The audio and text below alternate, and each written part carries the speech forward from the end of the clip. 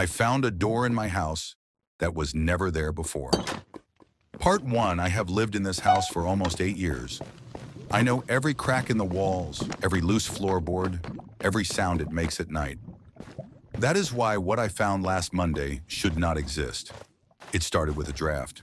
Cold air was coming from the hallway bathroom, even though the window was shut and the door was closed. When I opened it, I immediately noticed something wrong. There was a door behind the mirror, not a reflection, a real door.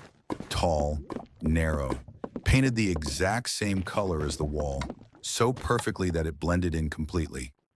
No handle, no frame I could remember ever seeing. My heart started racing. I touched it, cold metal under the paint. I stood there for a long time trying to remember if it had always been there. I could not. I checked old photos of the house on my phone. In every picture, the wall was empty. No door. I found a door in my house that was never there before. Part 2. After that message appeared, I stopped using the bathroom completely.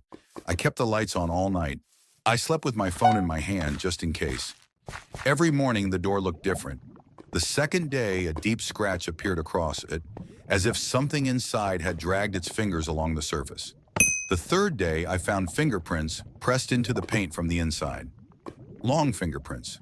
Too long to be human. I called a contractor. When he arrived, I showed him the bathroom. He stared at the wall in confusion. "What door?" he asked. I pointed directly at it. He stepped back slowly and said, "That wall is solid." In front of his eyes, I knocked on the door. The sound came back hollow. He turned pale, packed his tools without another word, and left. That night at 1:33 a.m., the knocking returned. But this time, it came with a voice, quiet, strained, calling my name. It sounded like me. The next morning, I noticed something that made my stomach drop. The door was now slightly open, just a thin crack, and through that crack, I could see my bathroom. But it looked wrong. The room on the other side was darker. The mirror was cracked, and standing inside, facing the door, was someone who looked just like me, staring back. Part 3 is on my channel. Subscribe now to see how this story ends. I found a door in my house that was never there before. Part 3. I did not sleep at all that night. I sat in my bedroom watching the bathroom door from the end of the hallway. At exactly 1:33 a.m., the door creaked open wider. The thing inside stepped forward. It was me. Same face, same body, same clothes I had worn the day before. But its movements were slow, stiff, like it had learned how to walk by watching, not by living. It tilted its head and smiled. "I waited my turn," it said in my voice. "Now it is yours." The lights went out. When they came back on, I was standing inside the bathroom, on the wrong side of the door. I watched myself from behind the mirror as it stepped out into my house. It stretched its fingers like it was testing a new body. Then it gently closed the door. The wall became solid again. No seams, no cracks, just paint. I banged on the wall. I screamed. No sound passed through. I am still here. Time does not move the same on this side. I do not get hungry. I do not get tired. I only watch through the mirror as it lives my life, wearing my face. Last night, it stood in front of the mirror and whispered softly, "You will knock soon." If you enjoyed this story, subscribe to my channel for more horror stories like this. My phone started sending me photos while I was asleep. Part 1. I 20F live alone and always lock my door. I am very careful. That is why this has been terrifying me. 3 nights ago, I woke up to a notification at 3:12 a.m. A message from my own phone number. Attached was a photo. It was a picture of me asleep in my bed. I thought it had to be some kind of glitch. I checked my room. Everything was locked. Nothing was moved. The next night, it happened again. Another photo at 3:12 a.m. This one was taken from inside my bedroom doorway. My blood felt cold. I do not own a second phone. I live alone. And I never wake up during the night. Under the photo was one sentence. "You really do not wake up, do you?" Part 2 is on my channel. Subscribe so you don't miss the rest of this story. My phone started sending me photos while I was asleep. Part 2. I was not going to sleep without proof. I taped tiny pieces of clear thread across my bedroom door and left powder on the floor to show footprints. I left my phone recording all night. At 3:12 a.m., my phone vibrated. Another photo arrived. This one showed me sleeping, and my bedroom door wide open. I checked the floor. The powder was disturbed. The threads were broken. Someone had been inside my room. The last photo sent that night made my hands shake. It was a picture of my face from only inches away, with a message, "You almost woke up." Part 3 is on my channel.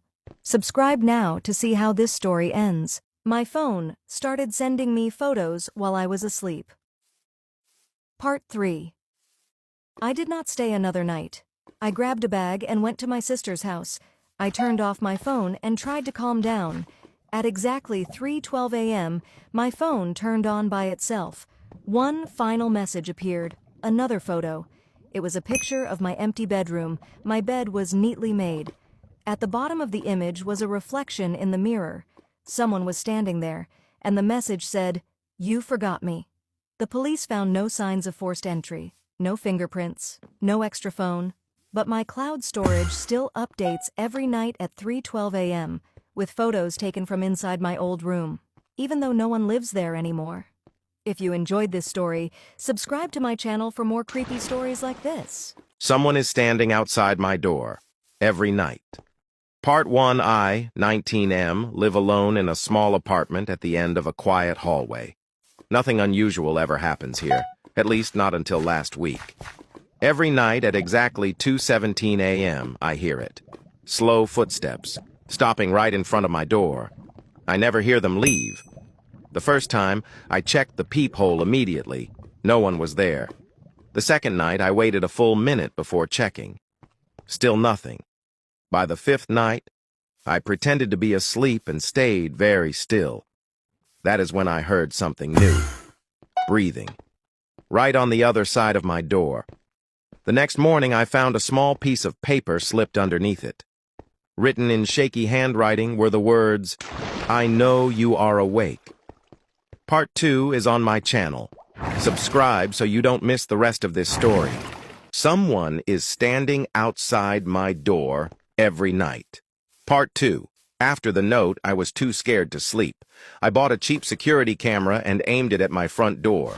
That same night at 2:17 a.m., the notification went off. Motion detected.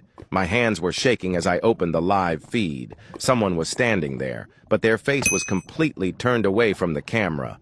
No matter how they moved, I never saw their eyes. They stood perfectly still for 6 minutes. Then, the most terrifying part happened. They slowly raised their hand and knocked 3 times. The knocking I had been hearing for days. The next morning, I checked the camera footage again. At exactly 2:23 a.m., the figure leaned toward the door and whispered my name. I never told anyone my name. Part 3 is on my channel. Subscribe now to see how this story ends. Someone is standing outside my door every night. Part 3. That morning, I decided to leave the apartment. I packed quickly and opened the door for the first time in days. There were no footprints, no signs of anyone ever standing there. But taped to the center of my door was a new note. "You finally looked at me." I ran. Later that day, the landlord called me in a panic. He said the camera in my hallway had been checked. There was no one standing outside my door any of those nights. The only movement the camera showed at 2:17 a.m. every night was my own door slowly opening by itself, from the inside. I do not live in that apartment anymore. But last night at 2:17 a.m., my phone turned on by itself. A notification from the old camera appeared. Motion detected. If you enjoyed this story, subscribe to my channel for more creepy stories like this.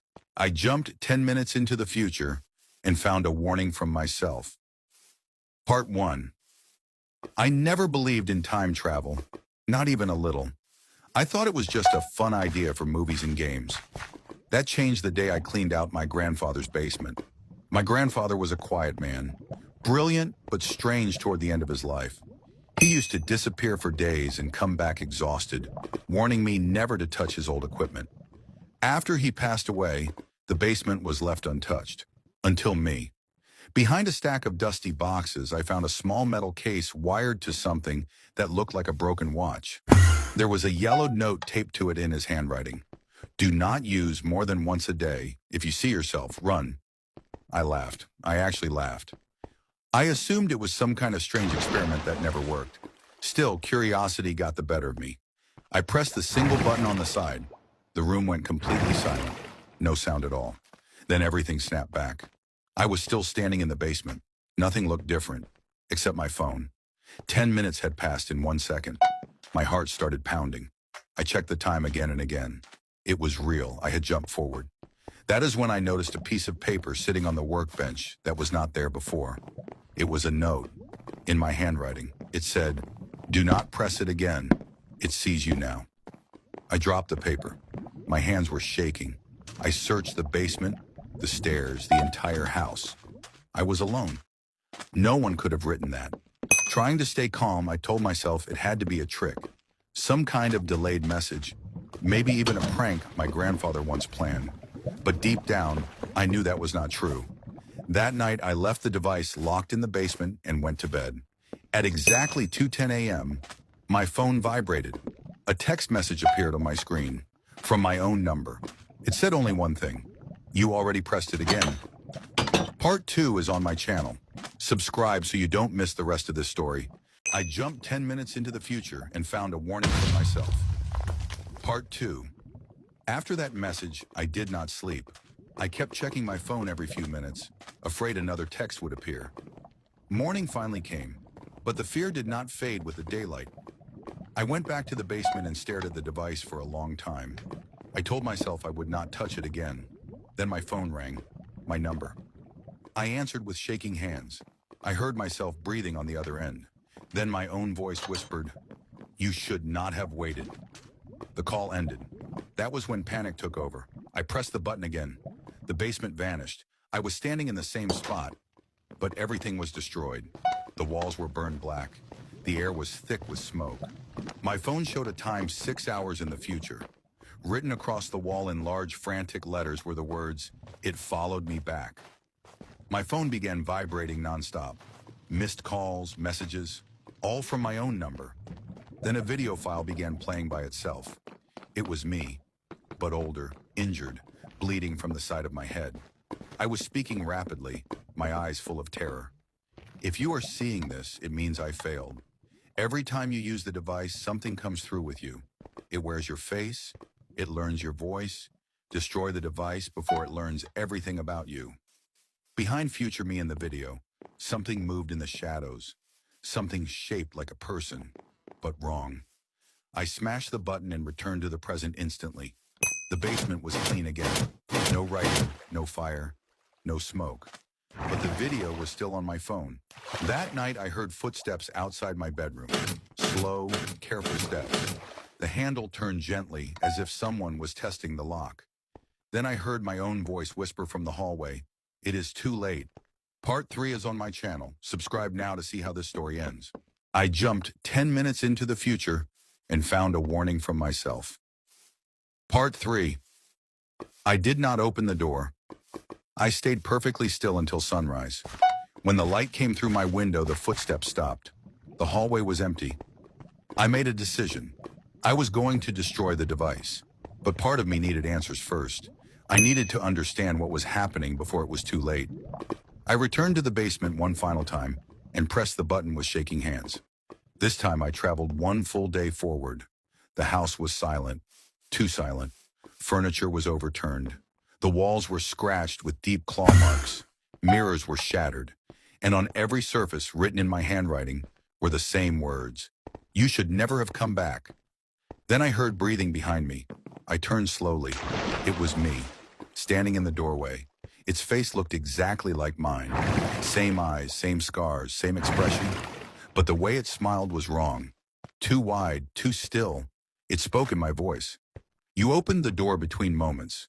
We were trapped outside of time. Watching, learning, waiting for someone to make a mistake." It stepped closer. Now you bring us into the world. I realized the truth in that moment. The device did not just move me through time, it let something else move through me. I ran back to the device and smashed it against the floor with everything I had. The basement twisted, the walls folded inward, the world collapsed into darkness. I woke up on my bedroom floor in the present. The device was gone. For a moment, I believed I was safe. Then my phone buzzed. A message from my own number appeared. We are no longer trapped between moments. I do not use mirrors anymore, because sometimes I blink and my reflection does not. If you enjoyed this story, subscribe to my channel for more true style horror stories.